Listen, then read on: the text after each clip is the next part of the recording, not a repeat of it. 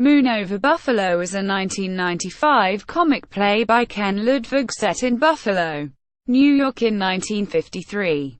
This play marked the return, after a 30-year absence, of Carol Burnett to the Broadway stage.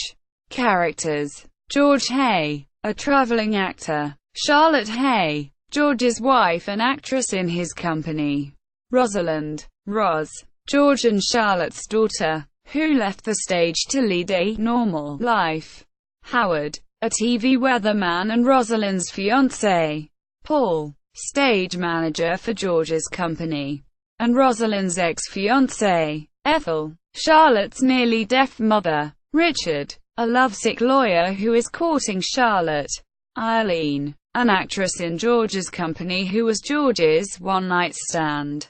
Quote, overview: Moon Over Buffalo relies heavily on situation comedy for its humor, as well as some sexual innuendo and a little slapstick. The actor who plays George, in particular, must be able to deliver a highly physical performance. George engages in a mock fencing match with Charlotte, a wrestling match with Howard, and a stunt fall into the orchestra pit. The action and dialogue are fast-paced, as the characters are constantly bickering or frantically trying to resolve some confusion. It bears numerous similarities to Ludwig's previous farce, Lend Me a Tenor, period time frame, Northeastern City, drinking and womanizing male star, justifiably jealous wife, young stage manager desperately trying to keep things together, important person, in the audience, at least one character who's passed out and is believed missing, non-actors forced to go on stage, etc. George and Charlotte Hay, traveling actors, are performing Cyrano de Bergerac and Private lives in a repertory theater in Buffalo. Charlotte has grandiose dreams of becoming a Hollywood film star.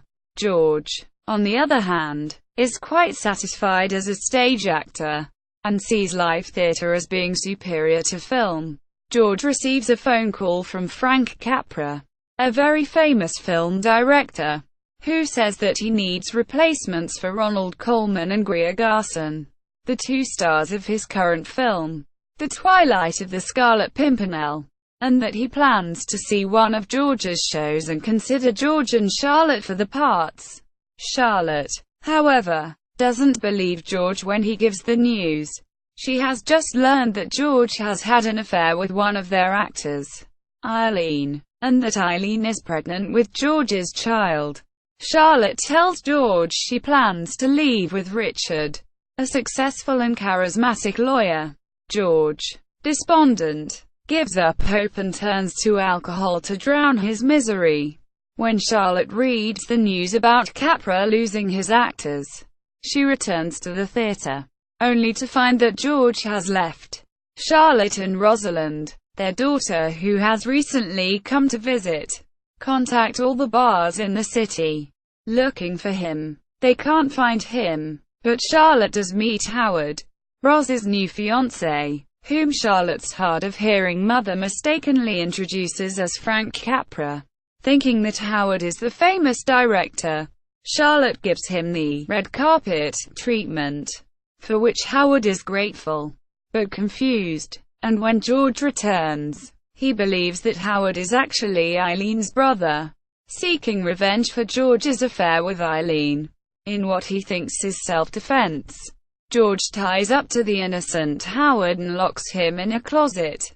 When Charlotte and Roz finally meet George again, they try to get him prepared for the afternoon's showing of Private Lives, which Capra intends to see. George, in his drunken stupor, decides he would rather do Cyrano, and dresses appropriately. The resulting show is a disaster, as George is several minutes late to arrive on stage and in the wrong costume and character. In the end, Howard, still bound in ropes, hops on stage and calls out for help. Then George falls into the orchestra pit, presumably breaking a few instruments and sending him to the hospital. After the show, a sober George offers his apology to Howard. Brushing that aside, Howard announces that he has met an old love and in walks Eileen. Howard and Eileen have decided to get engaged and eagerly plan to start a family right away. Everyone is relieved and happy now that Roz is single.